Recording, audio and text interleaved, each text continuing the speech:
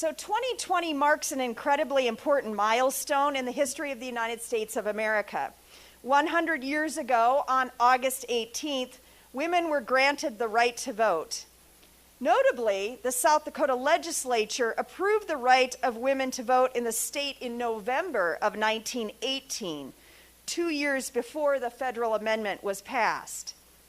At Dakota Wesleyan University, women were extraordinarily active in supporting the right to vote. Women campaigned across the campus, held prominent positions in student government, rallied the support of female and male professors alike, and worked with local legislators to promote the right for voting for women in South Dakota. This university has had a long history of educating women for roles in leadership and service to our common humanity. It was on a warm summer day in June of 1888 that Dakota Wesleyan graduated its first class of 4 students, 3 of whom were actually women. 1 year later, Carlotta Moyer earned her Bachelor of Science degree, the first degree obtained by a woman in the scientific college program in our state. In an era when few women had the opportunity to pursue higher education, Dakota Wesleyan University actively recruited women to become the professional leaders for Dakota Territory. Over the years, countless schools maintained a male-only entrance policy, but DWU believed women had a place in society and their vote mattered. At the turn of the century, faculty members at DWU were encouraging women to actively advocate for their right to vote. One professor in particular spent countless hours honing the oration skills of women, many of whom eventually went on to become prominent leaders across the state and the region, as well as to become victorious in speech and debate contests. DWU's 1910 graduate, Vera Callahan Bushfield, became a female U.S. Senator in 1948. Leona Burr, a 1917 graduate and staunch advocate for female voting rights, rallied her peers in marches, wrote letters of appeal to the state legislature, and fervently spoke out for the cause of women's suffrage. She later went on to do mission work in China. Catherine Williams Howard, also an early graduate of DWU, became one of the first African-American female school principals in Chicago and was a tireless advocate for the Voting Rights Act. She credits her faculty at DWU with motivating her desire to show other black females their potential to be agents of change in the world, even in the mid-1930s. The persistence, political maneuvering, and collaborative effort of female South Dakotans is noteworthy. Friends, we ought not take for granted the nearly 50-year quest for South Dakota to support women's rights to vote. Today, we are pleased to welcome Ruth Page Jones, whose scholarship on women's voting rights across the Great Plains and her work on South Dakota women's suffrage has been noteworthy. Jones's presentation, entitled A Century Celebration, Women's Suffrage in South Dakota from 1868 to 1918, will touch on the 50-year struggle of women in this region to secure the right to vote. Jones will highlight key moments, individuals, and issues that helped women achieve equal voting rights. The vote in South Dakota to allow women the right to vote is particularly interesting and complex. When South Dakota became a state, the legislature permitted the voting of new immigrants as a strategy to recruit people to the region. These individuals were often not U.S. citizens. By 1916, however, this sentiment that had permitted new immigrant voting became increasingly critiqued. With the U.S. involvement in World War I and the growing anti-German sentiment, then Governor Peter Norbeck worked with women's suffragists to develop a new strategy. This strategy which became known as the Citizenship Amendment, revised voting eligibility in the state to add the requirement of U.S. citizenship, thereby excluding new immigrants who were not U.S. citizens and welcoming women. The South Dakota language never actually included the gender woman, but instead circumvented the situation by allowing all U.S. citizens the right to vote in South Dakota. So just as we welcomed one group to the voting booth, the state intentionally excluded another. This history ought to inform our continued commitment to encouraging voting among all citizens. This is both a right and a privilege of a democratic society. Today we offer our gratitude to the countless women who led the way, who acted with persistence and courage to give women a voice in the national political and economic landscape. Let us not take that voice for granted. Let us encourage each person to use their constitutional right to vote to ensure the continued strength of our country and the diversity of perspectives that has created this union. Please join me on this National Voter Registration Day in welcoming virtually Ruth Page Jones to Dakota Wesleyan to offer scholarly insight and perspective on women's suffrage in the Great Plains. The struggle, the persistence, the courage, and the tenacity demonstrated by women, even women here at Dakota Wesleyan University, to secure the right to vote deserves our respect, attention, and deep appreciation. Thank you, Ruth, for joining us here.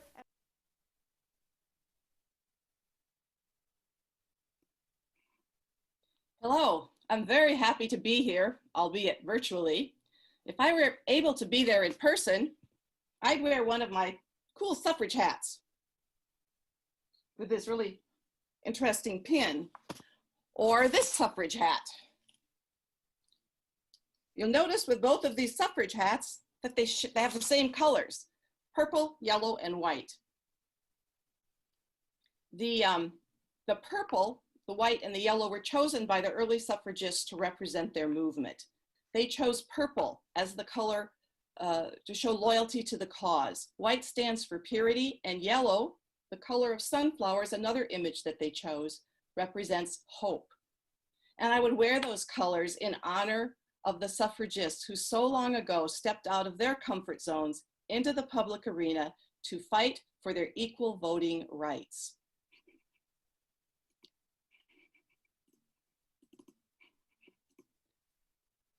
As I was researching for this project, I came across a delightful story of women in Rapid City voting in a school election in 1890. Now think about it, 1890 is a long time before 1918 or 1920. When the South Dakota passed their constitution in 1889, they included a clause so that women could vote in school elections. This excited the Rapid City women, so they called an all-city, all-women, all-party meeting that spring of 1890 to nominate 4 women to run for the school board seats. As the Rapid City Republican noted, a selection will be made at the polls, and the sisters, wives, and mothers stand equal before the law. Well over 1/4 of the eligible women in the city voted that spring, and after all the votes were counted and the official votes were given, 3 of those women actually won their seats to the school board. In South Dakota, school suffrage, the right to vote in school elections, provided women the opportunity to prove their interest in voting. But it would take numerous campaigns and endless effort to finally gain their right to vote as equal citizens. My topic today has 4 sections. I will talk about the motivation for women's suffrage, what was happening nationally, how the South Dakota events fit into the national context, and then how did the 19th Amendment actually come about, and a little bit about what's happened since then. In the early 1800s, women began entering the workforce and obtaining better access to education. This led to them seeking greater rights from a legal system that treated them as inferior to men. Consider, Women as workers had no recourse for low wages, labor abuses, or unfair treatment. Married women really weren't even a legal entity. They could not own property in their own name. They couldn't sign legal papers like wills. They could not sue or be sued. They could not retain their own earnings. Every dollar they made belonged to their husband. And probably worst of all, in case of divorce, a woman had no legal right for the custody of her own children. It was the injustice of these laws that motivated women to seek reform. In seeking reform and not succeeding, they realized they needed the vote.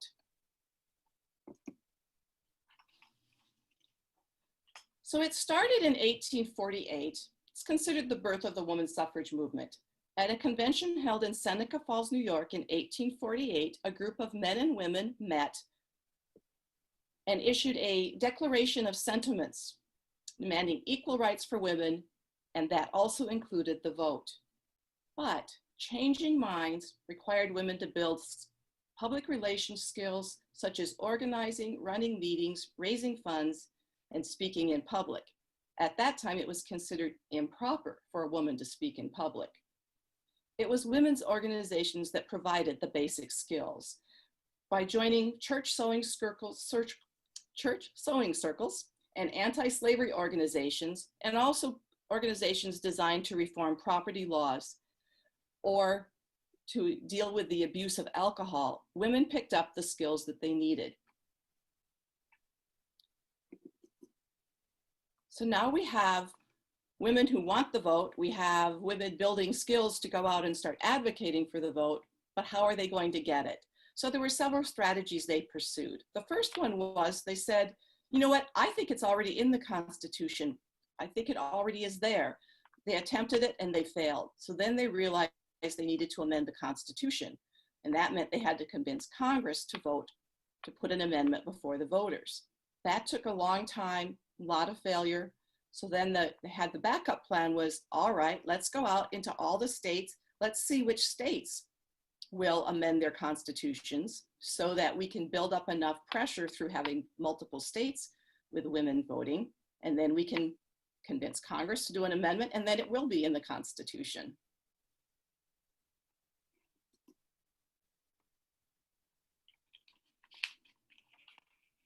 So rather than focus too much on individuals, my talk really will show a lot of legislatively significant events that helped the movement progress. And I wanted all of you to sort of understand how this timeline works, because you'll see it several times. You'll notice it's divided by decades. All of the hash marks are 10 years. It starts with Seneca Falls in 1848, where women demanded the right to vote. It ends in 1920 with the women voting. South Dakota gets statehood somewhere in the middle of that. And then most of the activities are bookended by the Civil War, which ends in the 1860s, and World War I that ends in 1918. So the first activity all happened around the amendments, the Reconstruction Amendments dealing with the emancipation of the slaves. Women were hopeful that in one of those amendments, they would also allow women to vote. And so they organized the first suffrage organization in 1866.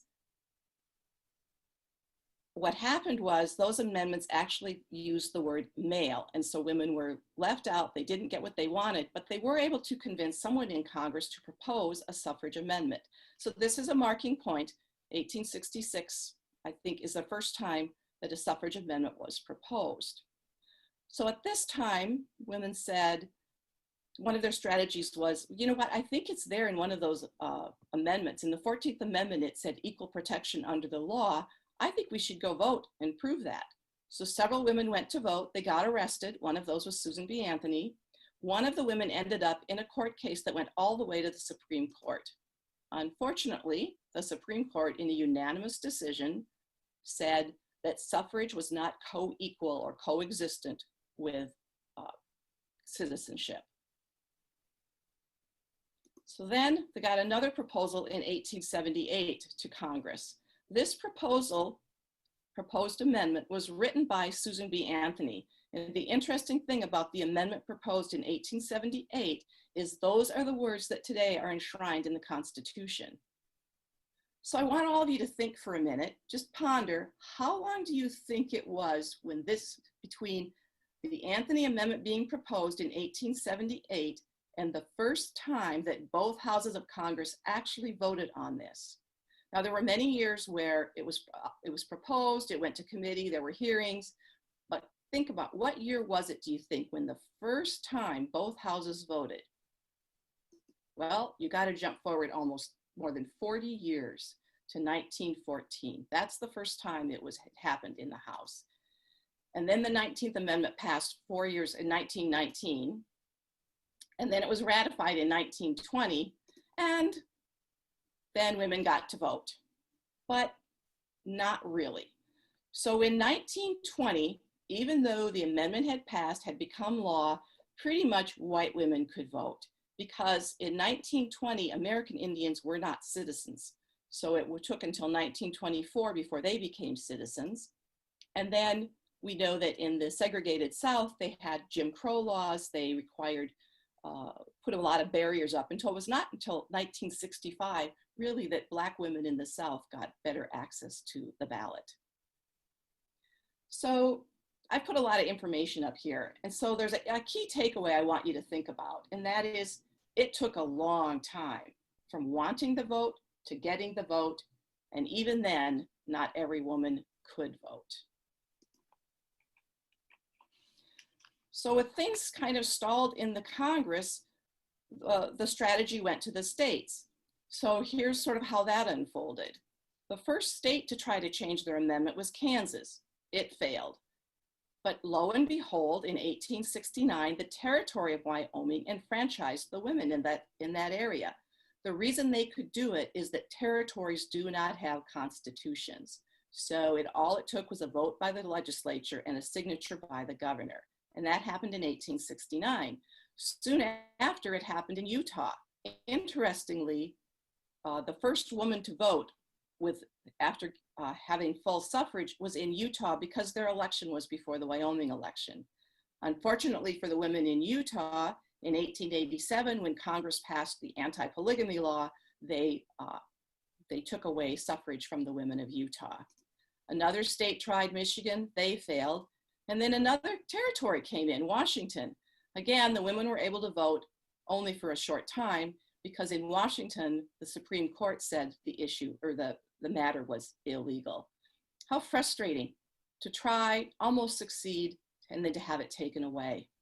Then South Dakota became a state, and now we actually had some successes. So between 1890 and 1896, there were 4 states who now were women suffrage states, where women won the right to vote. Those states were Wyoming, which went from a territory to a state and kept suffrage. Colorado was the first state in the Union where the voters approved an amendment and women got the vote. Utah came into the state as a non-suffrage territory, but a suffrage state. And Idaho was another state where the voters actually approved women voting. Now we have another gap. So all of you think in your head, when was the next time a state approved women's suffrage? Well, it was more than a decade, but finally, 1910 to 1917, there was a rash of wins, 8 states plus Alaska Territory. And then something interesting happened. Montana sent a woman to Congress. Jeanette Rankin was the first woman elected to Congress. So she's voting in Congress, but most women in the country can't vote at all. Then in 1918, the last states to change their amendment before the federal amendment were the 3 states of South Dakota, Michigan, and Oklahoma. So the key takeaway from all of the information on this slide is that it took a lot of effort in a lot of states. There were at least 32 failed amendment campaigns before 1916 across the country. This was not just Susan B. Anthony and some Eastern suffragists. It was thousands of grassroots women writing, speaking, and organizing to persuade the male voters.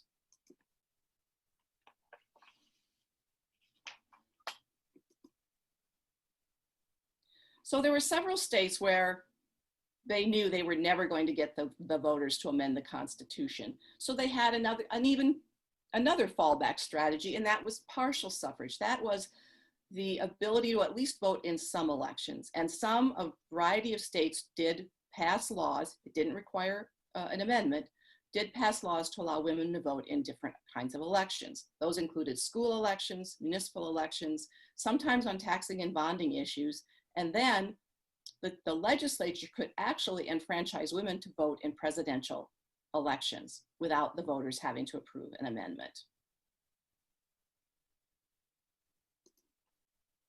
So I want to talk about school suffrage just a little bit, because it was an important factor in moving towards full suffrage. It gave women opportunities not just to vote, but to run campaigns, win elections, and serve in leadership positions, especially as county and state superintendents. The first woman to win a statewide election was Laura Kelly Eisenhuth in North Dakota in the year 1892. So in 1892, she won a statewide election. In 1896, Kate Talbot of South Dakota almost won statewide election as state superintendent of schools. She only lost by 270 votes. Something else to keep in mind is in 1918 in South Dakota, because of school suffrage, 52 of 66 counties elected female county superintendents. The thing about school suffrage is it normalized the concept of women voting at the polls, and it gave them confidence in going to the polls.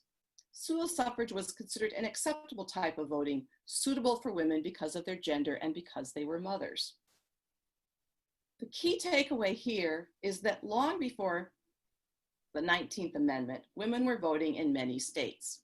For example, in 1838, certain group of women could vote in school elections. In Kentucky, it had to be, I think, widows, property owners, and mothers. Kansas did full suffrage did a more robust school suffrage law in 1861. South Dakota actually allowed women to vote at school meetings in 1879, because at that time, no school decisions were made at the ballot box. By 1887, school law or state law changed and women could vote in ballots on school matters. And again, they got it in the Constitution. The thing is, in 1900, there were 25 states where women were actually voting in school elections. Okay? As I said before, the key takeaway is that women were voting in many states. That helped normalize the concept. Think about it. In 1848, the idea of women voting was just radical. But by 1918, 1919, what had been inconceivable had definitely become conceivable.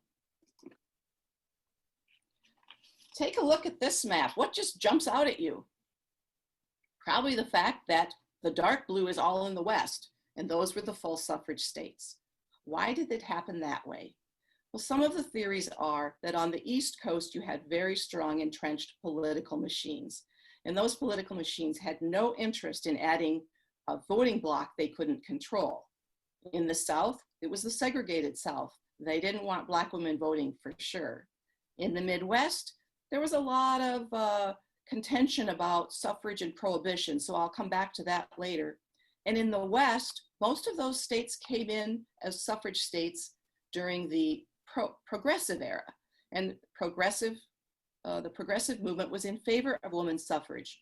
But let's give the women suffragists some credit here too. They were more sophisticated, they were more educated, they were second and third generation suffragists, and they found that it was important to create alliances. So what they did is they created alliances with rural voters, with miners, with labor unions, and they said, look, we support the same issues you support. Vote for us and we'll vote for you. And that probably explains why it happened more in the Western states. Now to South Dakota. Legislatures in the territory and the state considered a number of laws regarding school suffrage and full suffrage. In fact, Dakota Territory came very close to approving full suffrage 3 times. Let's see. I put this slide up here because I want us all to pause for a minute and just think how it must have felt the first time women went to the polls. Their first chance, of course, was they could vote for school suffrage. They were doing something denied to their mothers and grandmothers. They were doing something that their sisters and daughters had never done. They were stepping into a new role. For some, that must have felt momentous. The newspaper editor in Hurley, I think, captured the sense of awe in this report, where he wrote, "Some of the women approached the ballot box with fear and trembling, and at first refused to pass their ballots over to the judge."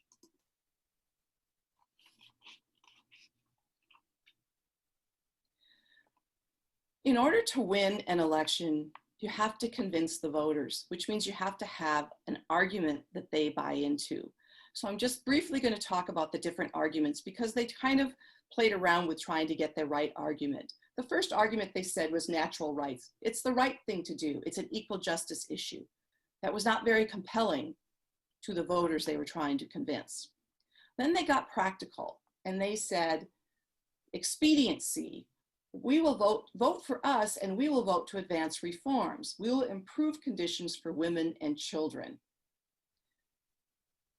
Because women are guardians and mothers, and they're guardians of morality, their vote will improve society. It was idealistic and both practical.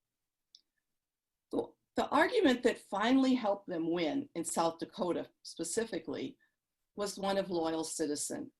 By 1918, women had been supporting the war effort, doing everything they could to be good citizens, good and loyal citizens. And their argument was, as loyal citizens, we have a duty to vote, and we have proven that we are loyal citizens. And that became the winning argument. But of course, there were those who argued against suffrage.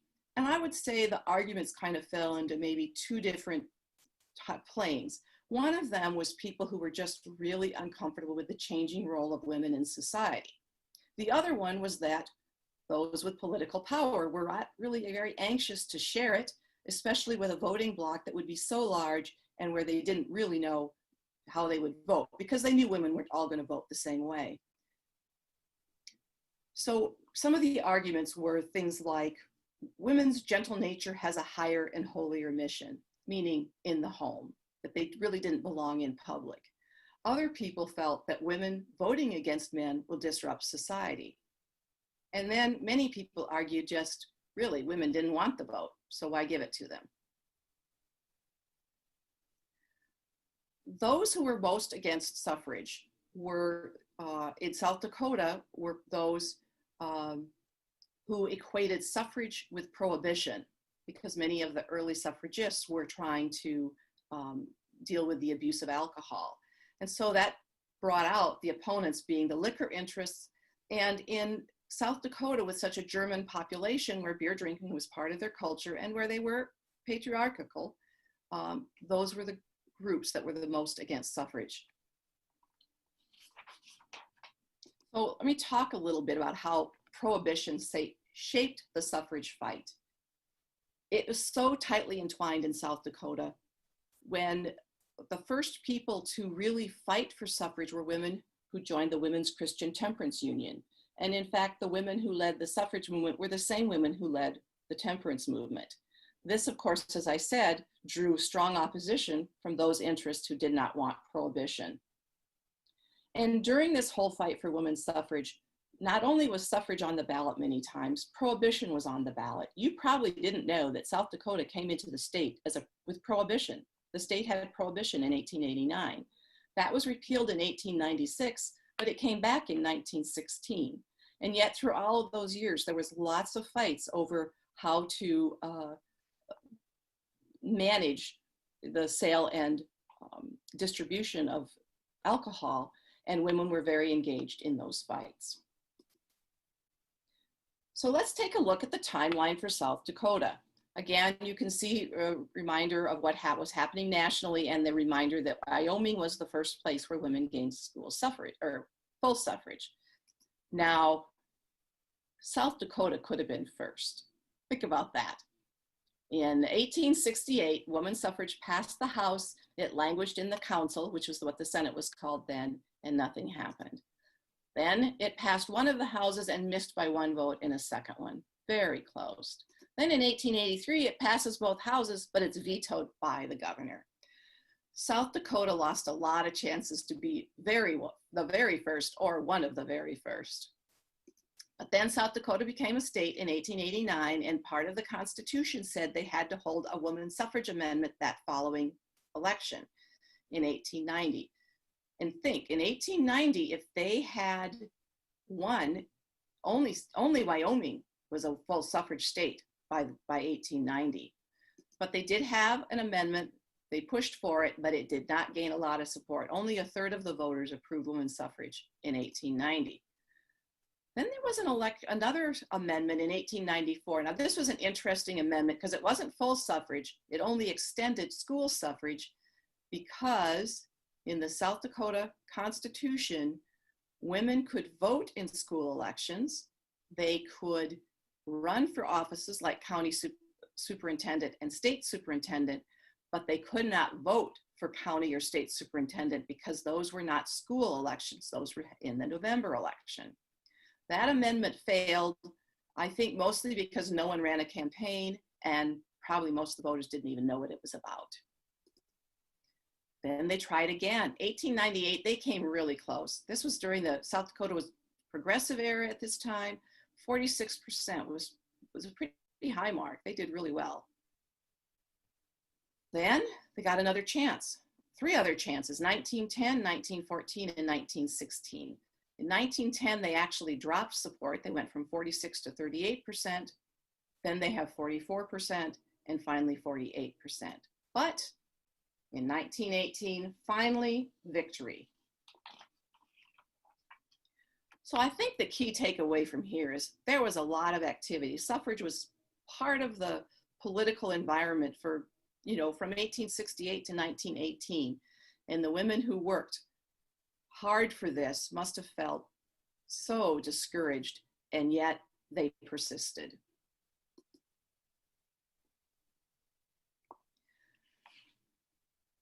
So you can kind of divide all of these campaigns into 2 eras. You've got the first era, which is the elections or the amendments of 1890, 1898, and 1910. Those elections were very much about suffrage and prohibition being entwined. There's just no separation from prohibition. The women who ran the suffrage campaigns were officers in the Women's Christian Temperance Union. Because of the connection with prohibition, they also had an opposition that was well funded, and sometimes they would hire in speakers to do anti-suffrage speaking. There was organizational infighting, especially 1890. The state organization was fighting with Susan B. Anthony. They were fighting with a local suffragist, and it was all happening in the newspapers. So it was quite entertaining for the voters, but it wasn't actually convincing them of anything. And in experience, remember, women, they didn't have years of experience running political campaigns. And so they had some learning curves here going on. And again, there was really no persuasive argument. I've listed a bunch of names here that were active in the first years.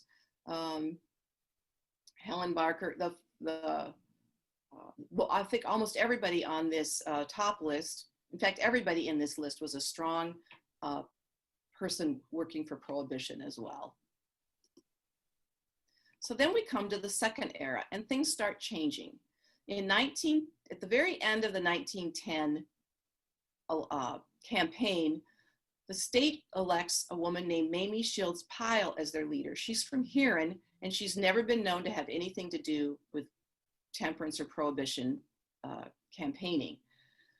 She becomes president and she immediately separates. She says, you know what? We are only going to talk about the reasons for suffrage. We are pro-suffrage. We have nothing to do with temperance. That didn't mean that the foot soldiers and the people most passionate and active in helping her didn't feel strongly about it. It just means it was not part of the official campaign. In 1912, she dissolved the old organization and created a new one called the South Dakota Universal Franchise League, and she remained its president all the way through 1918. They still had well-funded opponents, but by 1916, some interesting things were happening. Both political parties endorsed suffrage at this point. That means public sentiment was changing in favor of it, because politicians don't lead opinion, they follow opinion. And then the other interesting thing that happened in 1916 is that both prohibition and suffrage were on the ballot. Prohibition passed, suffrage didn't. But the argument that if we pass suffrage, we're going to end up with prohibition, kind of went poof because men passed the prohibition in 1916.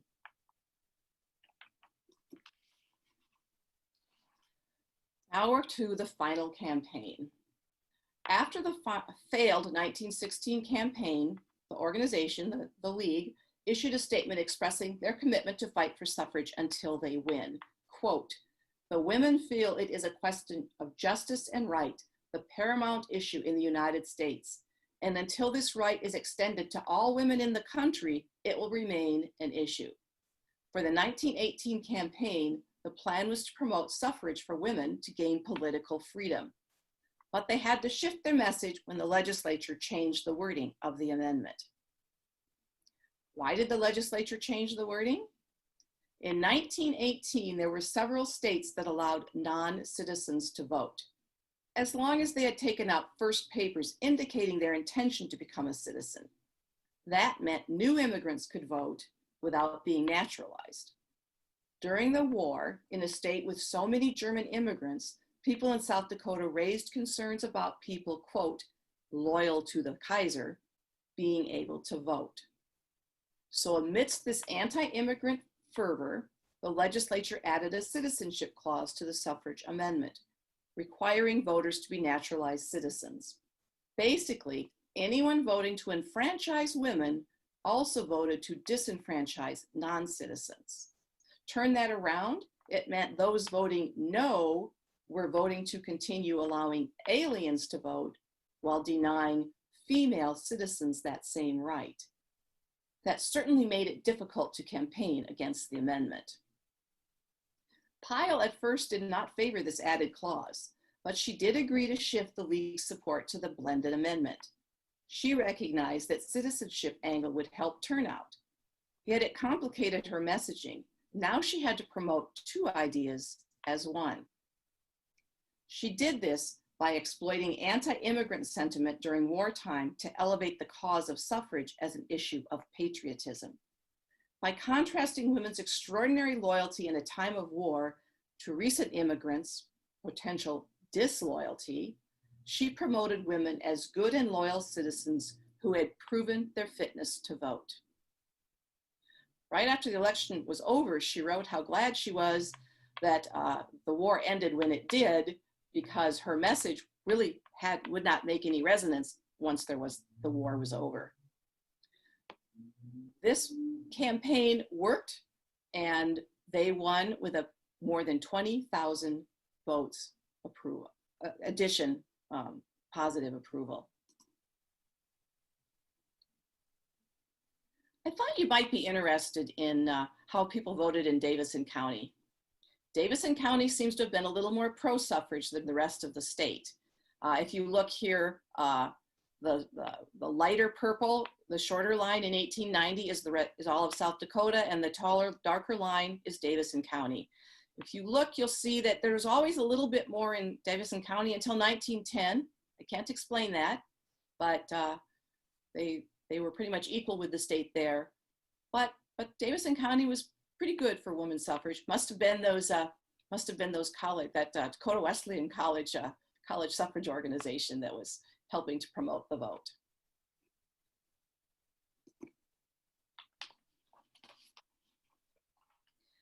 Soon after South Dakota passed their amendment, the national amendment passed.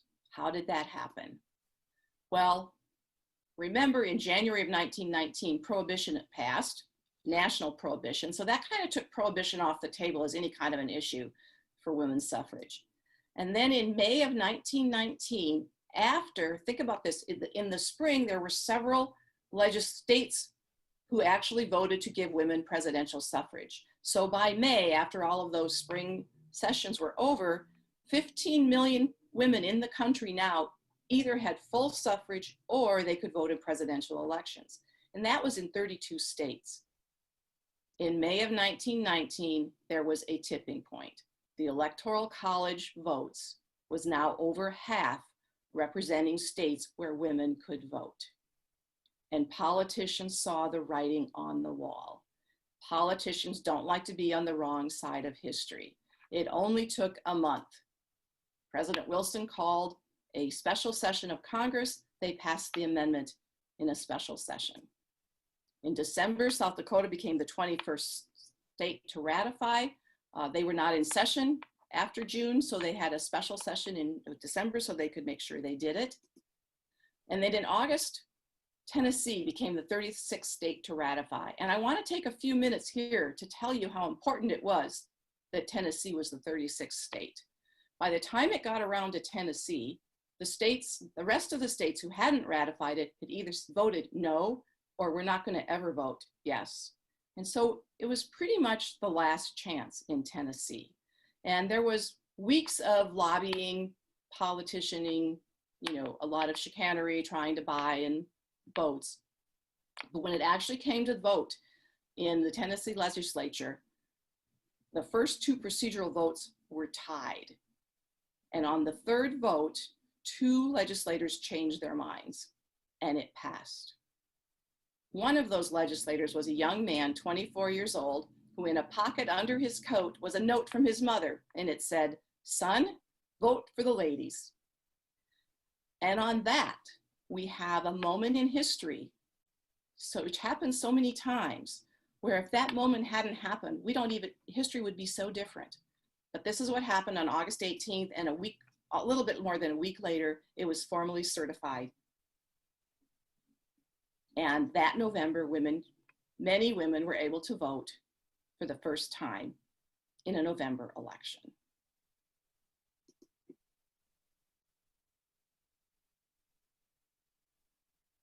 But it's 100 years later, and we're still fighting for voting rights. In 1920, we know that women got the right to vote. At that same time, the suffragists transformed their suffrage organizations to a new organization they called the League of Women Voters.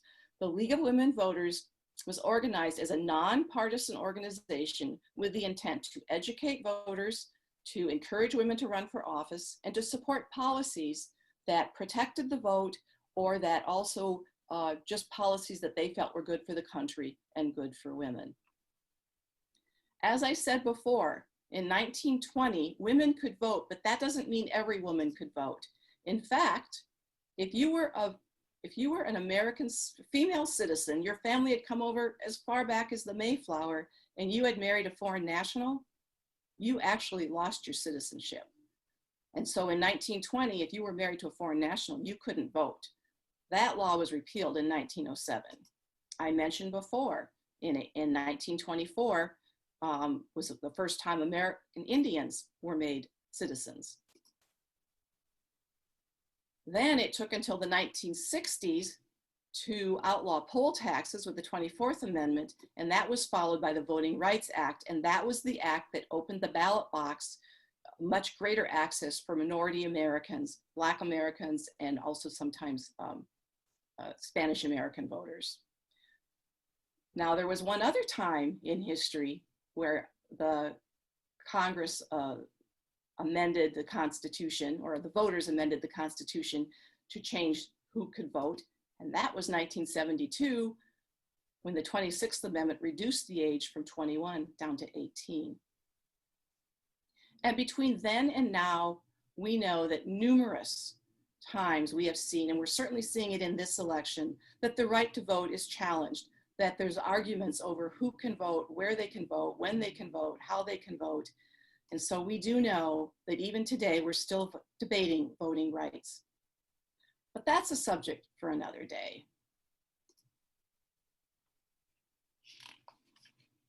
This overview has included a lot of details, dates, names. It covered national and state issues. It's a lot to take in.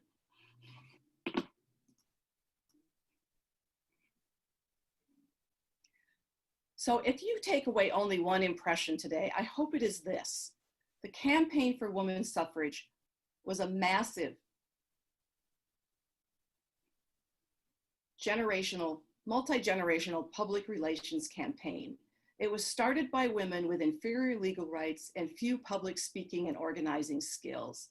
It was waged in every state against powerful and well-funded opponents who would not concede women's right to be treated equally. The only way to win was to convince men to vote in their favor. Women came to understand their vote was the most powerful change agent in a democracy, and thus they persisted for decades until they succeeded. Many of you have a chance today to register as a voter. I urge you to take that opportunity and become a lifetime voter. Do it to honor those women who fought so hard, so long ago, to make their voices heard. Register and vote.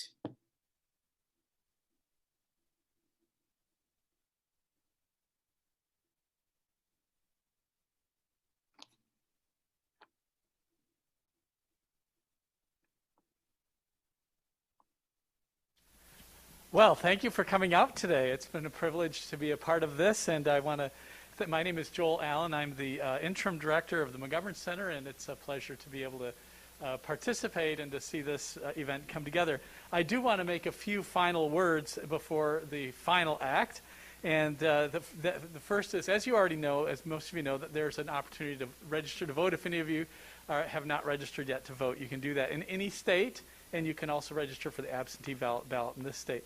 Also, coffee and drinks, if any of you students or anyone else wants to get a cup of coffee, it will be on the McGovern Center. And that will be the case until 2 o'clock. This afternoon, we'll be playing a video that Davis put together, interviewing women on campus about their opinions about the celebration of women's suffrage. And so that will be playing this afternoon from noon to 2. And so we appreciate what Davis did in putting that together. If you have a few minutes, we have a great set of displays over here. There's one that I particularly want to bring to your attention. We have a display of artifacts of the South Dakota women's suffrage efforts that was donated, artifacts donated to us by Lesta Turchin. Her family was involved in the South Dakota women's suffrage movement, and she has some artifacts. And among the artifacts, we found a piece of sheet music with an old women's suffrage song. And we asked our music faculty, Dr. Clinton and Aaron Desmond, to perform that, and that will be our closing for this event. I do want to say thanks to Amy, Ruth, Lesta, Judy, Kelly, Jan, Davis, Clinton, Aaron, Anna, Hannah, and Kayla for helping to put this event together. And so now, for our closing act, a performance of a women's suffrage song called Women's Rights, performed by Dr. Clinton and Aaron Desmond.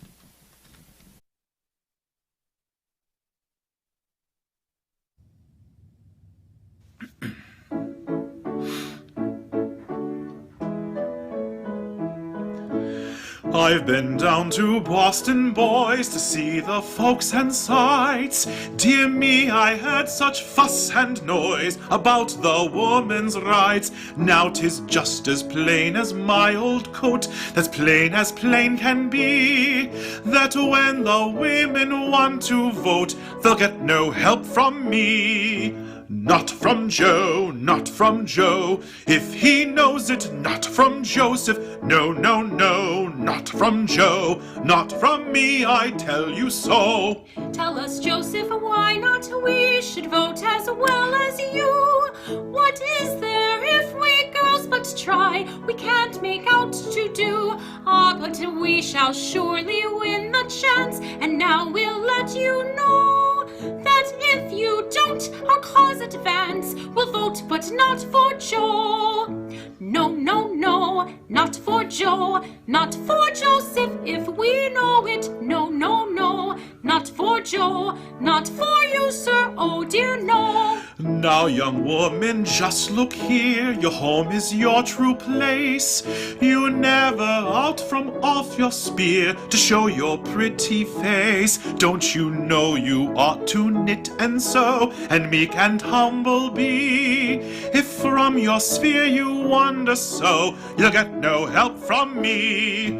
Not from Joe, not from Joe, if he knows it, not from Joseph. No, no, no, not from Joe, not from me, I tell you no. Joseph, you can't help yourself, our cause is speeding on, and you'll be laid upon the shelf where women's rights are won.